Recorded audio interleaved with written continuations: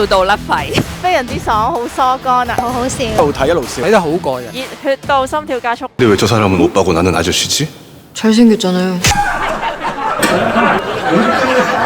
最好笑就係佢突然之間穿插咗一段 memes 落去。南亞人佢最搞笑啊！想睇爽片嘅話，就記得嚟戲院支持啦。非睇不可。緊張程度啦，好笑程度啦，最後激烈劇打鬥都好正嘅。有啲似好細個嗰陣時睇嗰個新恐龍團隊有翻嗰種咁嘅感覺。一定要入戲院啊！我想要隨時播歌嗰個功能。想要嘅超能力係可以控制 WiFi。會想有南亞人嘅超能力，可以學佢咁樣抽嗰個賭場機就賺大錢，唔使翻工。想要狗貓女嘅超能力嘅，咁以後翻工就唔使遲到啦。超異能特工，超異能特工，6月19號。6月19號。戲院見。戲院見。